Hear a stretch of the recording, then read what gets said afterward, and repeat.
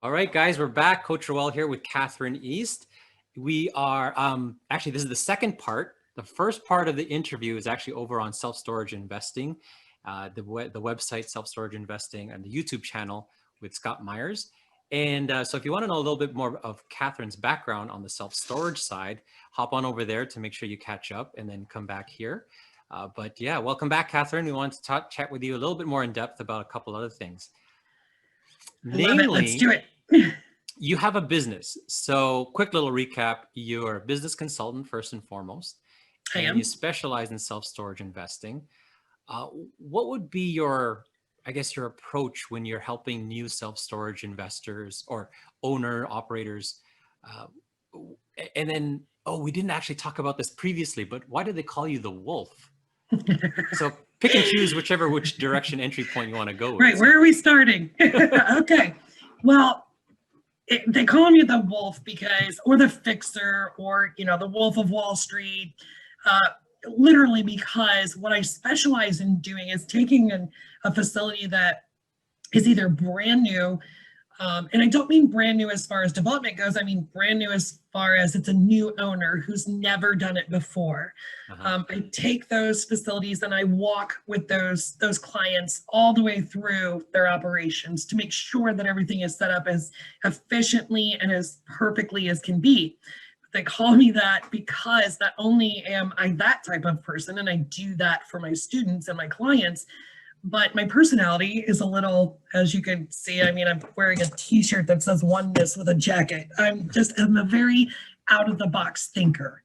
So when I started working with Scott Myers, he was looking for a nickname, I think, and this is what stuck because of my personality type and the way that I operate. And if anybody's ever seen Pulp Fiction, you can kind of understand where that's coming from. It's just a personality. It's an out of the box way of thinking to enlist out of the box ideas to make sure that these self-storage facilities are as successful as possible, whether it be from web design or marketing or, obviously controlling their expenses and just being able to take these facilities either that are brand new owners or struggling, because as you know, I do that a lot. I work with struggling facilities where they may have been managed by a third-party management company or just an owner who's become very lackadaisical in his daily situation, and I revitalize them. So I walk in there and I audit them, and then I give my suggestions, and then I work with them to make sure that those become reality so that they can see more success than what they are. Mm-hmm. So you work with new owners or people who are transitioning.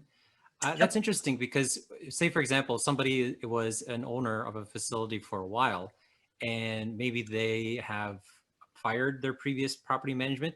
Do you also step in to help fix those operations?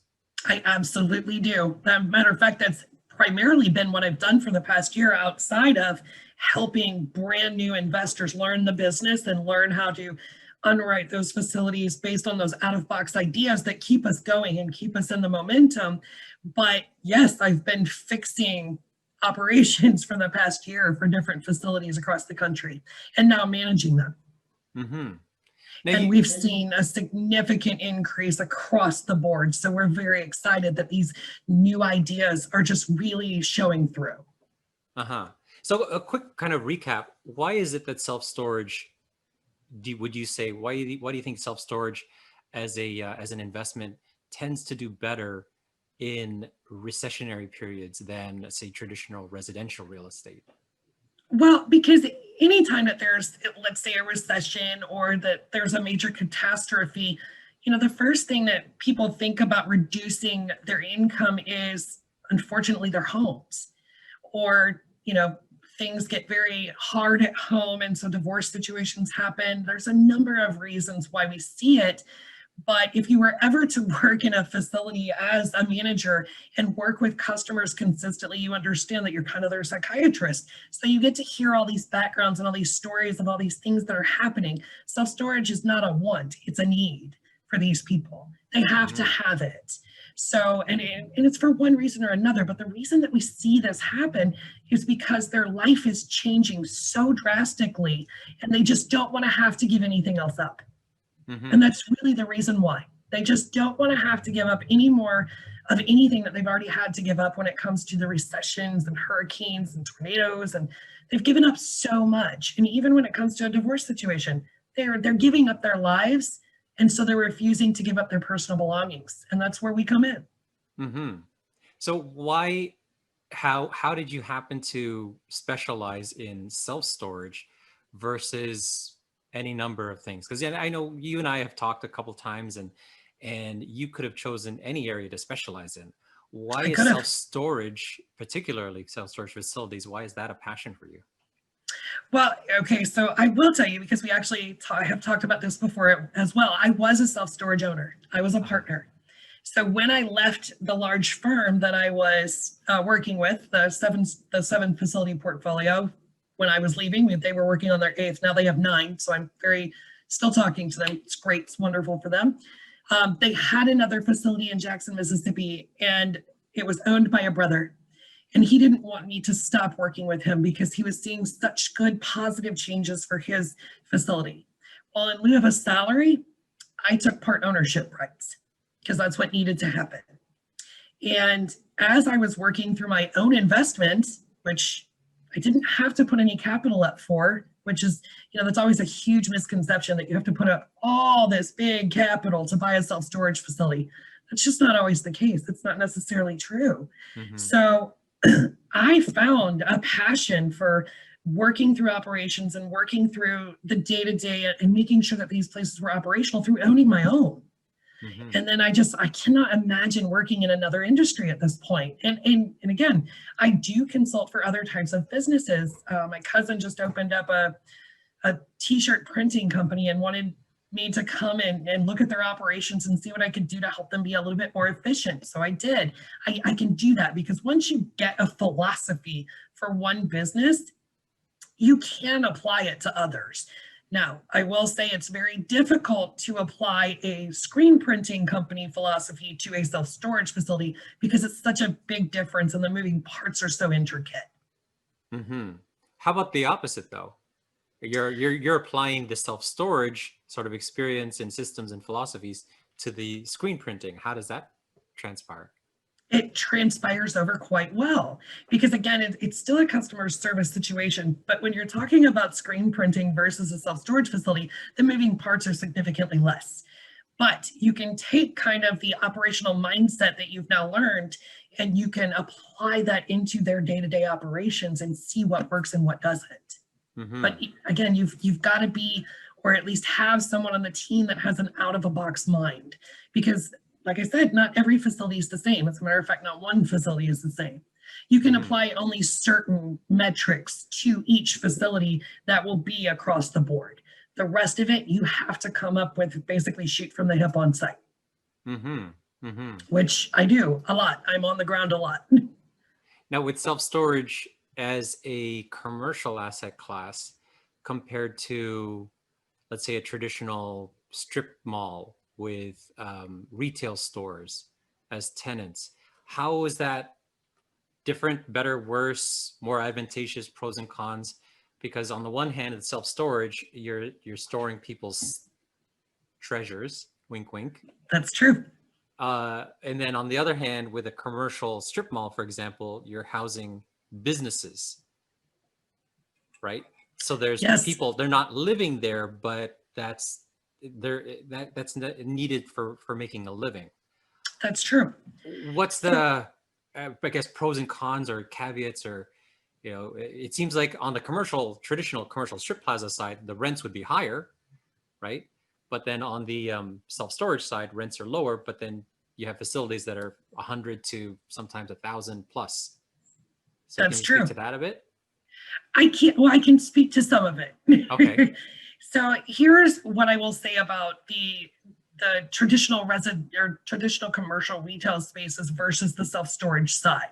So first of all, when you have those retail commercial spaces, you're still dealing with tenants, toilets, and trash. Let's just be real.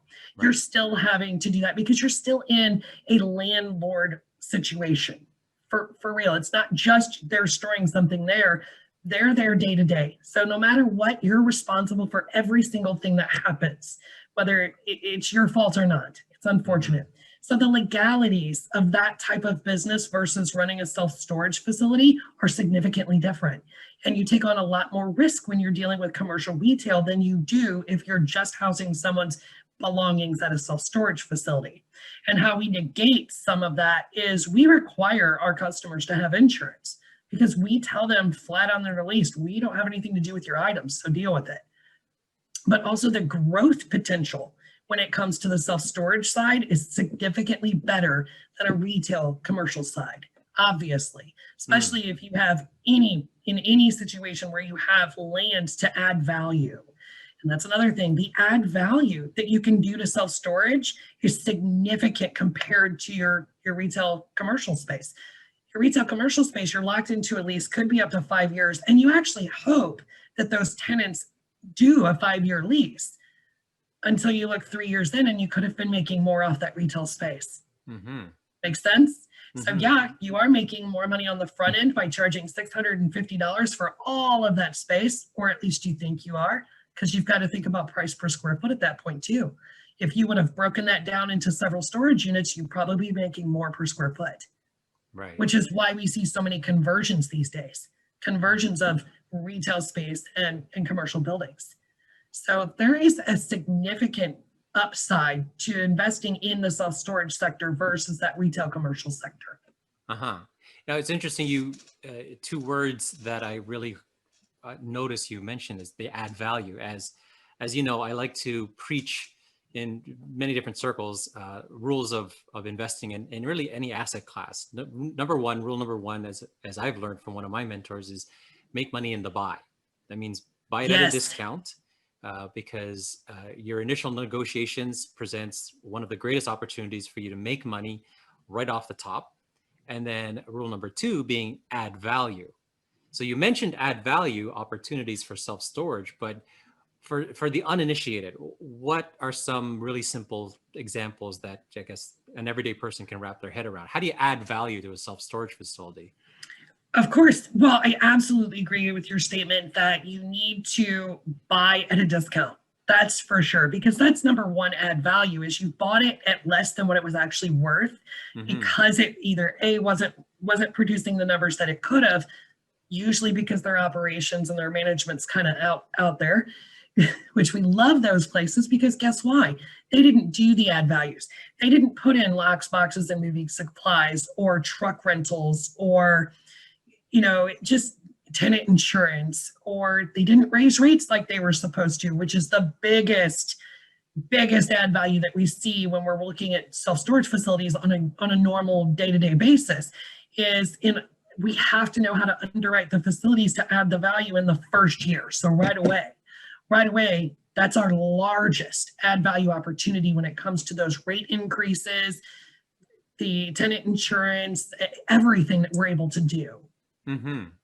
Now, again, coming from a bit of let's say the uninitiated or somebody who may be fairly new to this whole idea of investing and entrepreneurship and stuff, I think it's fairly obvious that if you're offering insurance policies to new renters, there's an income stream. If you're selling some retail stuff, lock boxes, moving supplies, there's this additional income. Sure. But isn't that just like once it's sold, it's done? Or does that actually add value to the entire value of the facility? Oh my gosh. So if you look at it, you know what? I'll put a number to it. Since we work with mathematics all the time on a daily basis in our financial mentoring group, I'll put a number to it. $3,600 worth of tenant insurance a year will increase the value of your property by $37,000 in your first year. Wow. So that's like more than 10 times. 1,000% growth. Right. So all of these things that we do in order to add value in that first year create significant wealth on that back end. So I know exactly where you're coming from. Good to go. I know exactly where you're coming from on that point. So if you're constantly looking to be able to decrease your expenses or make it more efficient, and you're adding more income, that difference can then translate to the actual value of objectively the valuation of the facility. That's absolutely correct. And then on the other side of that, if we're going to talk about expenses, there is a percentage that you need to be under when it comes to Mm-hmm. your EGI. So you can't just go in there willy-nilly and say, "This is what I'm going to be spending." Well, if you don't have the income to sustain a reasonable percentage, the bank won't even loan to you. And, Mm-hmm. and they won't even talk to you because they feel like you don't know what you're doing. Mm-hmm. Now, on a sort of a big picture basis, I think I find that fascinating. I'm kind of just playing devil's advocate for the sake of, or for the benefit of some Oh, people I love it. who may be coming to this fairly fresh. But what I find fascinating with wealth creation, this esoteric term that people like to say, oh, you're in your highest peak income earning years, and you should be creating wealth when you're like between your ages 20 and 60 years old. And but what's really fascinating is you have an asset class, self storage in particular, to give sort of a template handle on, and you can take it from, let's say, the valuation you purchase it as is at 2 million, and within a couple of years you can objectively increase the value to the point it's like 3 million, like a 50% increase in just a few years. That's You're basically correct. creating value, like something out of nothing. That's correct. We do it all the time. And as a matter of fact, we underwrite to it because we need to see the exit strategy. We need to know what the profit is if we were to then flip this, let's say 3 to 5 years. So we Mm-hmm. have to be able to see that, which is why we have such a great tool called Evaluator that helps us realize what that potential is. So, I mean, creating those value adds day one is what gets you there. And of Mm-hmm. course, you've got to know what those are. And I mentioned just a few of them, just the tenant insurance, lock boxes, moving supplies, U-Haul trucks, but there's so many other ways to do that. Cell towers, billboards. There's almost an unimaginable amount of things that you can do in a self-storage facility to add wealth and add value. Mm-hmm. Now, I sometimes take for granted when when I talk to people, but people like you people, investor minded, Us people. yeah, I mean, like entrepreneurial minded, investor minded. But was there a time when you actually were a bit more traditional in the sense of, I want to get a job, I want to get a good hourly wage, I want good benefits, I want to get a nice salary, a retirement plan? Do you remember at a time when you were thinking like that, and how have you changed from then till now? So I have all that now, just so we're clear, except for the normal job. I Mm-hmm. don't have a 9 to 5 anymore, and I love it. Um, you know, I can say this, that my mindset when I worked in a corporate atmosphere versus my mindset now of looking at investments and looking at the bigger picture of what wealth actually looks like versus what a job looks like. Because at a job, I mean, you get what you get, and that's Mm-hmm. it.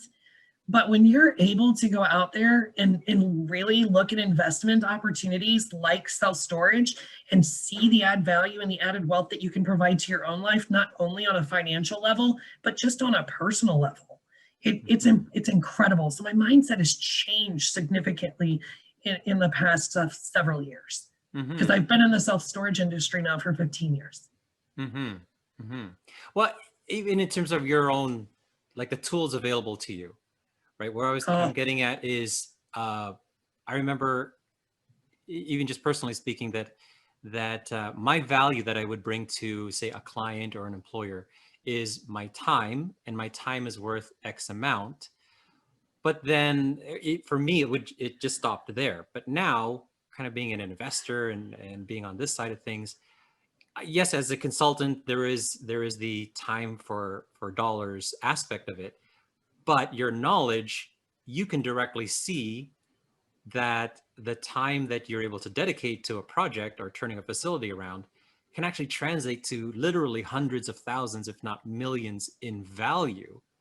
And again, I know you were a part owner before, and that's your plan in the future. But I mean, how isn't that crazy that it is. you're no longer just, okay, I want to get a good job and I'm going to get paid 100, $200 an hour. Whereas now you're an entrepreneur, self-employed, or what have you, and you can literally say that the value I can add to you, Mr. or Miss prospective client, can literally be tens of thousands to a few million. It is. I mean, isn't that mind blowing? It is. And I'll tell you what, years ago when I got into this and I became the corporate manager for that 7-store facility portfolio, my first year, they made $1.2 million more than they had ever seen. It blew In my one mind. year, In 1.2 one year. million. In 1 year. Was that in cash flow or is in valuation? Cash flow. Wow. Holy So their smokes. valuations went through the roof. Now, obviously, I could never have done that on my own. I had a significant team that I had with me. So, but, just seeing that because of the fact that I switched my mindset from that 9-to-5 job situation over to now an investor / consultant / mentor mentality, I know exactly what my value is now and what I can increase in worth to a property. And that's a really great segue into a topic I really want to talk to you about as well, is how are you building your business? Because at one point, it was just you in the corporate environment. And then when you struck out on your own, I assume it may have just been you for a short time. But now, can you speak to what your plans for growth in your own consulting business is? Because I don't think it's just you anymore. So it's not. Okay. So I've only had my business open for just going on 3 years now. Okay. And I do have some staff now, which I'm very excited about. I do have a couple of managers that travel for me to go to facilities, help the operations process get set up, just because there are times right now where I'm not available at that moment, but they need it done right then. Because in my line of work, we've got to be there the day of your closing. Well, what if your closing happens on another closing? So I did have to hire some additional staff. And it didn't take me long to realize that, but it took me a long time to find the right people. Because obviously, with everything that I do, what I won't do is put my name on the line and possibly take an integrity hit for my company because somebody wasn't right for the position. So, obviously things happen, but not in my company. They don't. We're not doing that.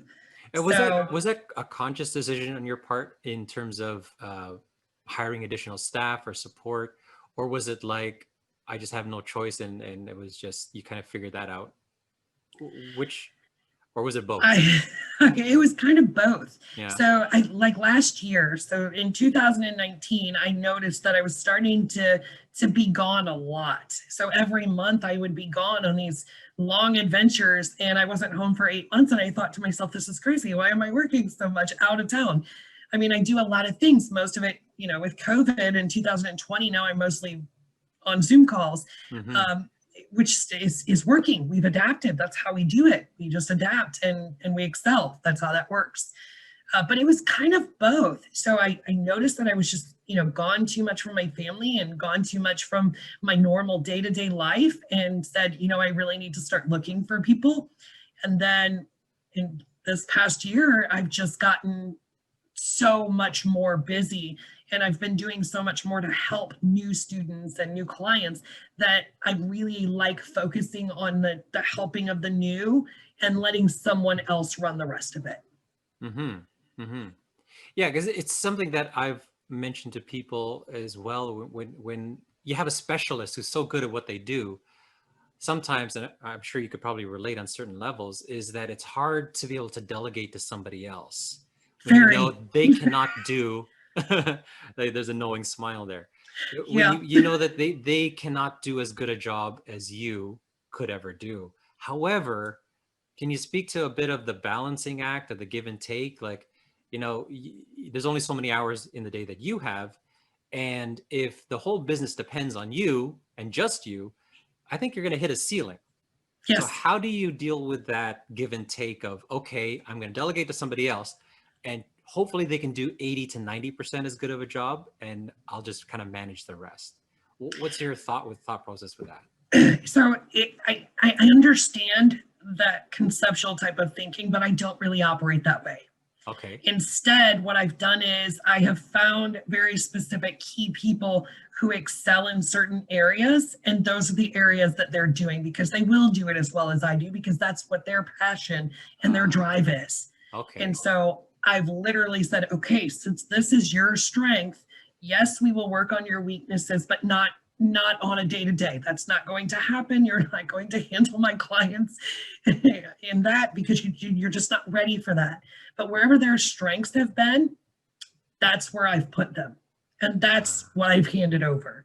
And I mean, it's not like, I mean, I would never hand over my mentoring. Let's get real. I could never say, oh, hey, Jesse, can you go ahead and take this call with that student? No.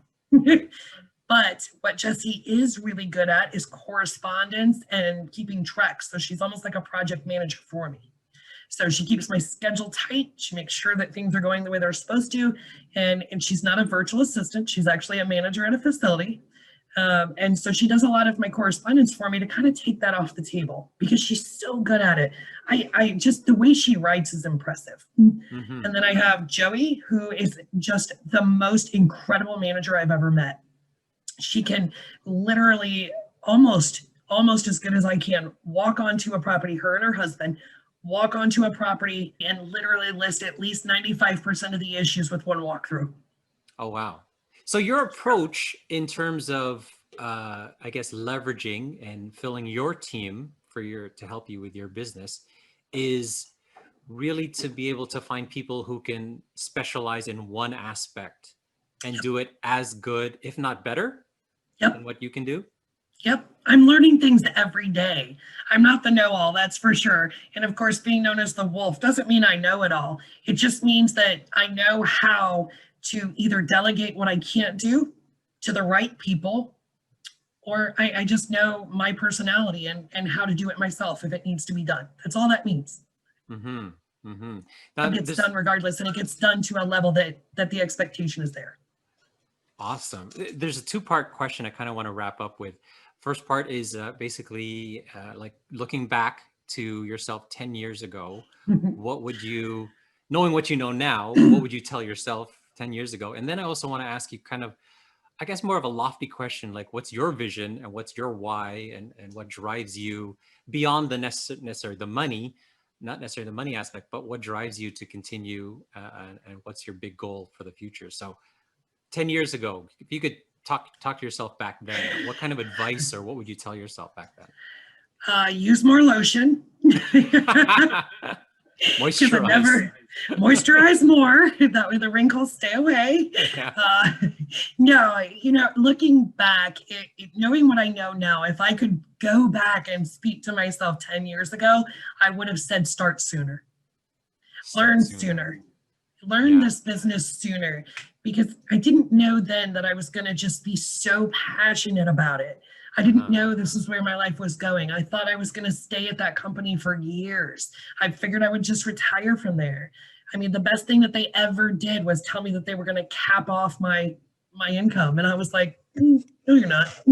So, with that being said, my goal is financially based, obviously, because who's not motivated by money? Let's get real. Yeah, to some extent, of course.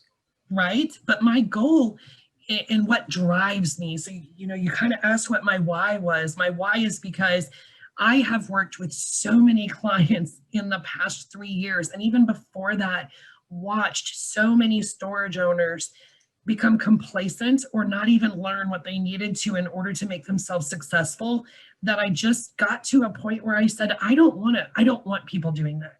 I want to help them understand what their property's worth and how to make sure that they not only continue that growth that they should have, but make sure that they're doing what's right for themselves and for their customers at the same time.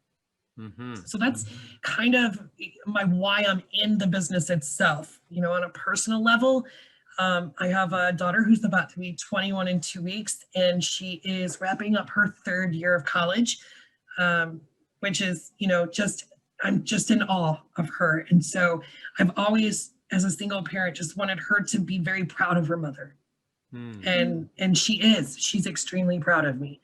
And so, that there's no other feeling than just to know that that your kid looks up to you because you've done something important with your life. Wow. Awesome. So when do you think you're going to hang up your hat? Is there a retirement for you or? Never, never. No. So I'll hang up my hat the day when I don't feel that I'm any longer useful to the self-storage owners. Mm-hmm. Which I can't imagine if that day will ever come. I can't see it. I feel like I'm going to be 75, still out on properties going, okay, Sonny, this is what we need to do now. I just do. I think that's part of the secret to staying young, as well as having some kind of a passion or purpose as well. Keep yourself busy. Awesome. I intend to be in this industry for many, many years to come. I don't know if anybody has heard of the Red Hat Lady. She's amazing. She speaks at conferences just like I do. She's a management and marketing and she does all that kind of stuff too. But she's in her late 60s and still going strong. Mm-hmm. You know, I love this industry. There's nothing like it. And the close-knit people, it really is a family. It's a community of people working together to just try and do the best that we can. Awesome. Now, I don't even really know the answer to this question, but where can people find you? Do you have a website or? Oh my gosh. So everybody asks me if I have a website, and I'm going to be very frank with you. I don't, because I only do clients word of mouth right now because I'm so busy. I'm booked up. So, you know, as I expand my team, yes, we do plan to have a website next year with classes and forms and documents and all kinds of stuff that people will have access to, because that's important to me. It's important to me for the information to be out there, or at least to know where to get it. That's where I'm going to go with that. So yes, next year I will have a website, but right now you can just email me at sopapta21@gmail.com, or you can just get in touch with Self-Storage Investing and they have my information as well. Awesome. Well, Kathryn, it has been a thorough pleasure to be able to chat with you on this level. I know we've kind of chatted a lot in the past, but only kind of scratched the surface, but it's been really cool getting to know more about your business and your philosophies. Thank you. I thank you so much for having me, Roel. It's always a pleasure to just, you know, let self-storage investors know, and just anybody looking out, who's out there looking to invest in whatever industry that they're looking to invest in, that, you know, this is where it's at. And the reasons why are because there's people like us out there really working towards that. Awesome. So once again, for those who are watching this video or listening to this, part one of this interview and discussion with Kathryn would be on the Self-Storage Investing YouTube channel and or their social medias, and then pop back in here. But it would be great to have you back sometime in the future to see how business is going. But until then, Kathryn, thank you very much. It's as we're recording this, we're towards the end of 2020. What are you, last words, what are you most looking forward to about the end of 2020 and the start of 2021? So I actually told Scott Myers like a month ago, I don't even know if he remembers, I said, look, I'm not going into 2021 without seeing the terms and conditions. So that's what I'm going to end this with, a joke about how, you know, 2020 has been just so unbelievable for this country, for this planet. And I want to go into 2021 just looking at it as an opportunity, a growth opportunity, you know, adapt and excel. That's what we do. So that's what I expect for my 2021. Awesome. Once again, thanks you so much, Kathryn. It's been awesome talking to you. Thank you, Roel. All right, take care.